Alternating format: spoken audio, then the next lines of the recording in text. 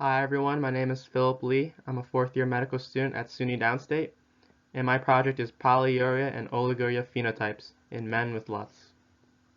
Here are our conflicts of interest. I personally have none. Our study examined two primary ideas. The first is that men with lower urinary tract symptoms, when categorized by 24-hour voided volume, fall into distinct groups that may require different approaches to diagnosis and treatment. The second is that men with oliguria have a more severe underlying condition, especially when compared to those with polyuria. A database was queried to identify men who completed both a validated lower urinary tract symptom score questionnaire as well as a 24-hour bladder diary via a mobile app between 2015 and 2019. Data was contemporaneously matched within a 2-week period, and Euroflow and post-void residual was also collected. Exclusion criteria included women and those with missing or incomplete bladder diary or LUTS symptom score questionnaire data. Patients were divided into 3 groups based on their 24-hour voided volume, with the particular groups of interest being those with polyuria, defined as greater than 2.5 liters per 24 hours, and those with oliguria, defined as less than 1 liter per 24 hours. Lastly, SPSS statistical software was utilized to perform a one-way ANOVA along with a two-tailed sample t-test comparing polyuria and oliguria groups. Here is a summary of our cohort.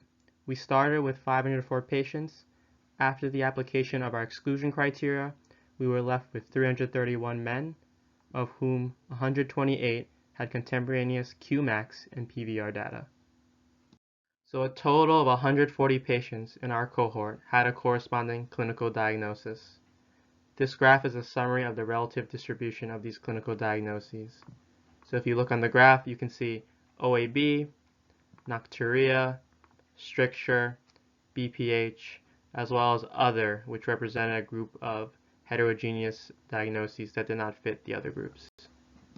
Here is a summary of our data, which demonstrates that when compared to polyuria patients, oliguria patients are much older, 65 versus 55 years, have a smaller 24-hour voided volume, 767 versus 3,475 mLs, have a smaller maximum voided volume, 205 versus 473, have fewer total voids, 8 versus 13, and have a much lower Euroflow, 9 versus 18 ml per second.